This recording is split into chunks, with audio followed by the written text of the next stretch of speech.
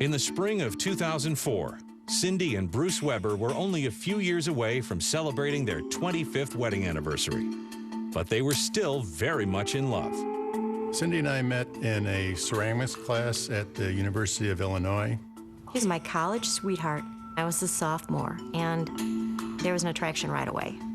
Cindy's my better half in the sense that she's very driven and she looks ahead a lot more than I do. Over the years, Cindy's high energy has come in handy, raising 2 children, working as a kindergarten teacher, and sticking to a daily exercise regimen. We were a very active family, and I loved to run, usually about 3 miles each and every day, and I loved to garden. I was an extremely healthy person. In fact, I was so healthy that I really rarely saw a doctor. But then, one afternoon in March of that year, Cindy spots something unusual on her right leg. At the end of the day, I noticed I had a 3 by 5 inch bruise on my leg. What was odd about that was I couldn't really put any specific thing to what would have caused such a large bruise. We'd always joked that she bruised very easily, so it wasn't a surprise. I wasn't too alarmed about that bruise. What was odd about it, though, was it was seeming to take a really long time to fade away. But then again, I really had never thought, how long does it take for a bruise to go away? It takes a strangely long time, 2 months in fact, for the bruise to fade. And even after it does, Cindy's left with an odd sensation in her leg. It still had the tenderness one would have with a bruise. I could always feel it, even when I couldn't see it.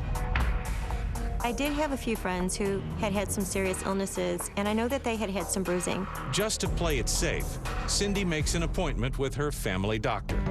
So there I am explaining to the doctor, pointing to my leg, which looked totally normal. But I kept telling him, well, it still feels like a bruise. He said perhaps an MRI would be a good idea.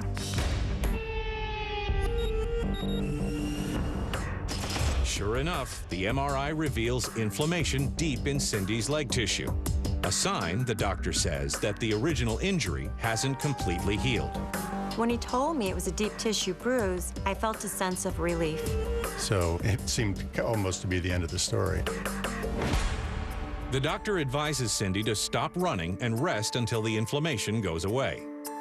They suggested that I just be patient, that I should stop and give it time to heal.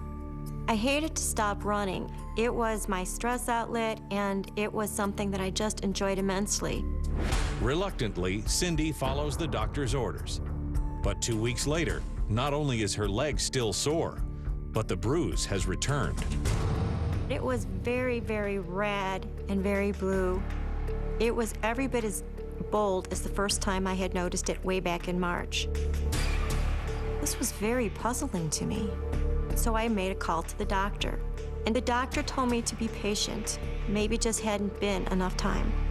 But as the weeks go by, a bizarre pattern sets in.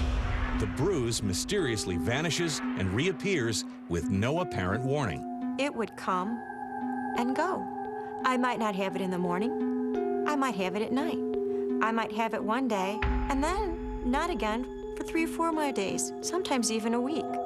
Sometimes it would just be very faint, barely visible, and sometimes it would be bolder. Amazingly, a whole year later, there's still no let-up from the bizarre recurring bruise.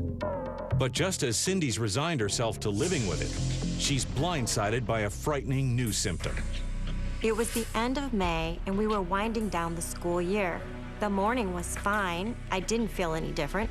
And even at lunchtime, I didn't feel any different. An hour before the end of the school day, I felt a huge wave of pain come over me. I felt all fevery. Lifting my pencil felt as if I was lifting a 50-pound weight.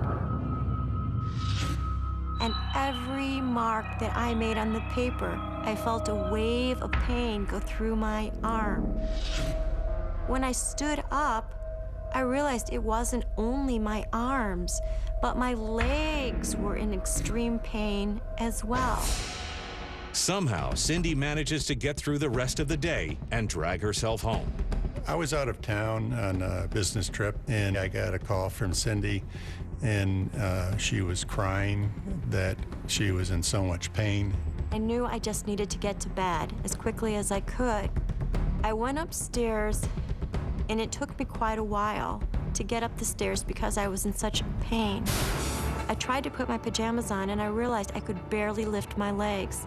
It felt as if somebody was hitting me with jackhammers in my knees. I was just miserable. 44-year-old Cindy Weber has just experienced a strange and agonizing sensation in her legs, unlike anything she's ever felt before. I had pretty much decided if I wasn't better that I was going to the emergency room if I needed to. But when I woke up the next day, amazingly, all of the pains were gone. I felt pretty much like my normal self. Perplexed, yet thankful to be rid of the pain, Cindy returns to work the next day. But it isn't long before she finds herself grappling with an entirely new problem. I noticed a little line of red dots. I thought it was pretty unusual. After I discovered these little bumps, I went to my mom's house. But I particularly like to go with my medical issues to her because she's a retired nurse practitioner. And when Cindy's mother, Charlene, gets a glimpse of the strange dots, she's completely taken aback. I said, that is a petechial rash, and it has to be addressed, and it has to be addressed immediately. Petechiae are pinpoint-sized red dots caused by broken blood vessels under the skin's surface. The only thing that I could think of is that people who have blood disorders get petechiae. I could hear my mom's voice change its tone, and she doesn't always hide her emotions really well. She wasn't very calm about it. She said, "You need to be seen now." And I said, "Cindy, please call a physician and do something about it immediately," which she did. I was expecting that the doctor would know just what it was, but that wasn't what happened. When the doctor saw the rash, she was a little bit alarmed herself. I asked her, "Is this serious?" And she said to me, "We don't know what you have. We don't know if it's serious or not, but we need this to be taken care of right away." They started talking about what it could be. There were diseases like leukemia or lupus. The doctor performs a series of blood tests and a skin biopsy. And for the next 3 days, Cindy and her family wait anxiously for the findings. The test results couldn't come back soon enough. It was getting so frustrating. But when the report comes back from the lab, it reveals nothing out of the ordinary.